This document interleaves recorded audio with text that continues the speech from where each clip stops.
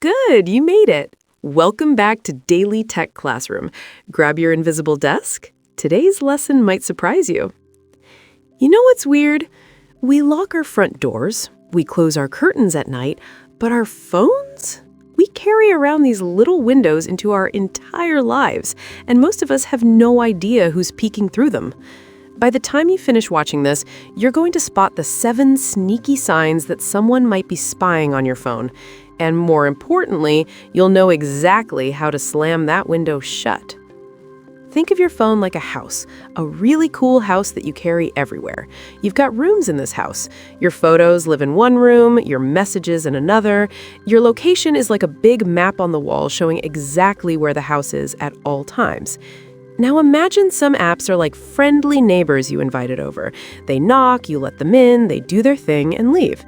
But other apps, they're like that one person who comes over once and somehow never leaves. They're rifling through your drawers when you're not looking, reading your diary, watching where you go. Creepy, right? The thing is, most people don't realize this is happening. Your phone doesn't send you a letter saying, hey, by the way, 17 apps are watching your every move. It just lets it happen, quietly. So, let's walk through your house together and check for intruders. Sign number 1, your battery dies faster than it used to. Okay, think about this. If someone's hiding in your house, what are they doing? They're moving around, using your electricity, maybe raiding your fridge. They're consuming resources. Spying apps work the same way. They're constantly running in the background, sending information somewhere else. All that activity drains your battery like crazy. Now, don't panic if your battery dies quickly. Sometimes it's just because your battery's old or you've been watching videos all day. But if your phone used to last until bedtime and now it's dead by lunch, and you haven't changed how you use it, that's suspicious. It's like coming home and noticing your electricity bill tripled even though you're doing everything the same. Someone else is using your power. Sign number 2. Your phone gets hot when you're not using it. Pick up your phone right now. Just sitting there, doing nothing, it should feel cool, maybe slightly warm, but not hot. If your phone feels like a little heater in your pocket and you weren't just playing games or filming videos, something's working hard inside that house. Spying apps are like having someone running on a treadmill in your basement. All that activity generates heat. Your phone's processor is basically doing jumping jacks when it should be sitting still. That's not normal. Sign number 3. You're hearing weird sounds during phone calls. Okay, this one's subtle. Sometimes when you're on a call, you might hear clicking noises, little beeps, static that wasn't there before, echoes. Imagine you're having a conversation in your house and you keep hearing floorboards creaking upstairs. Nobody's supposed to be up there. Those sounds can mean someone's tapped into your call. They're listening from another room in your phone house. Not always. Sometimes it's just bad reception, but combined with other signs, red flag. Sign number 4, strange text messages with random characters. This is where things get interesting. Sometimes spy apps communicate with whoever installed them through text messages, but these aren't normal texts. You'll get messages that look like gibberish, random numbers and letters, weird symbols. They might come from numbers you don't recognize or no number at all. Think of it like finding notes in your house written in code. You didn't write them, you don't understand them, but someone's clearly passing messages.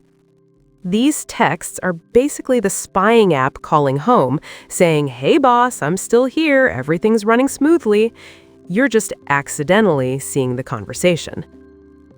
Sign number 5, apps asking for location access constantly.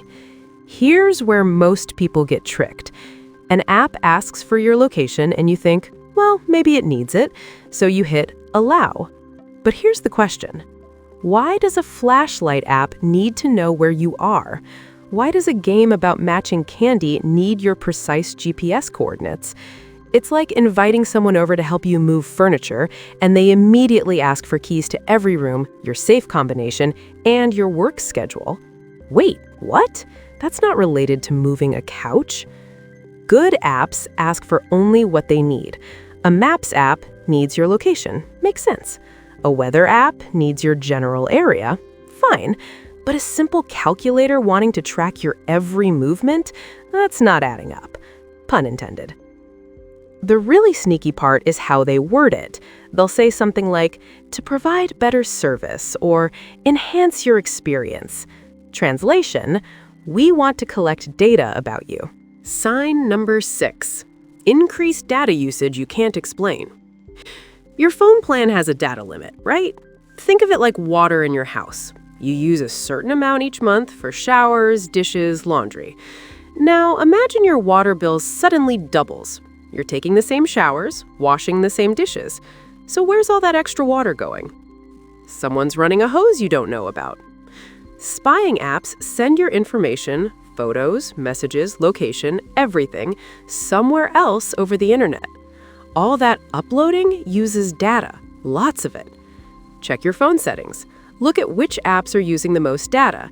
If you see something you barely use consuming tons of data, that's your hose. That's your leak.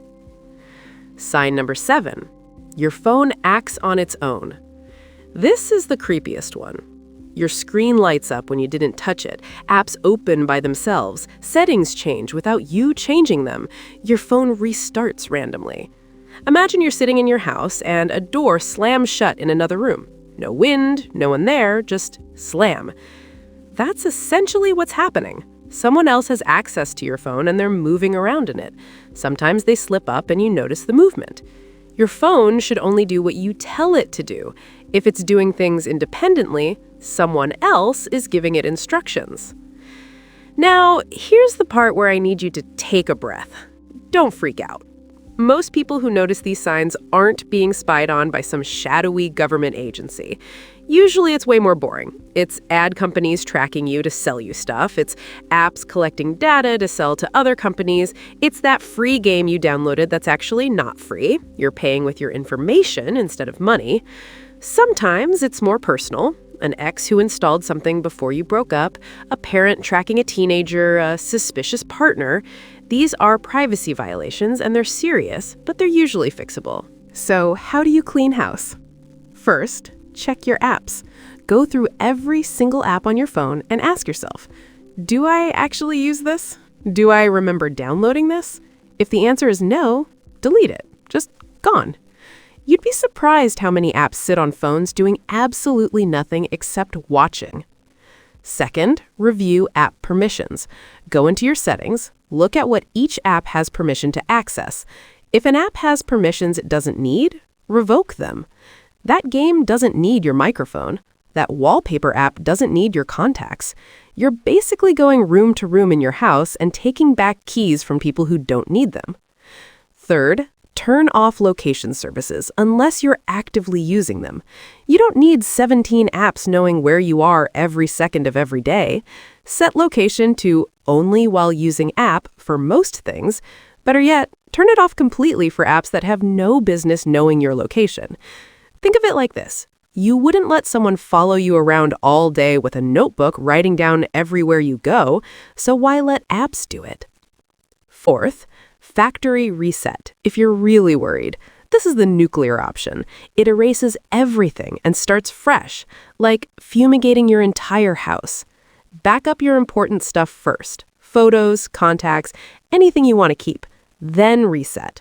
Reinstall only the apps you actually need, and this time, pay attention to what permissions you're granting. Fifth, use security software. There are legitimate apps that scan for spyware. They're like having a security system in your house. They check for intruders. Just make sure you download from official app stores and check reviews. You don't want to install fake security software that's actually spyware itself. That would be like hiring a burglar to guard your house. So, let's recap your phone house situation. Your phone is your private space. Apps are visitors. Some are helpful and respectful. Others are snooping around where they shouldn't be. The 7 signs, battery drain, overheating, weird sounds, strange texts, constant location requests, high data usage, and independent actions are all evidence someone's in your house who shouldn't be. You have the power to kick them out. Check your apps, review permissions, control location access, reset if needed, install real security. Your phone knows everything about you: where you go, who you talk to, what you search for at 3 in the morning when you can't sleep. That's incredibly personal information. You deserve to control who sees it. The good news? Most of the stuff is easy to fix once you know what to look for. You just learned what to look for. Now you're not walking around with 17 strangers hiding in your phone house. You're in control, you're aware, you're protected. And honestly, that's all most of us really want: privacy. Not because we're hiding something terrible, but because some things are just ours. Our conversations, our photos, our locations, our lives. So go check your phone. You might be surprised what you find. All right, class dismissed, but don't forget what you learned today. If this made sense to you, maybe Daily Tech Classroom should stay on your subscription list. See you next lesson.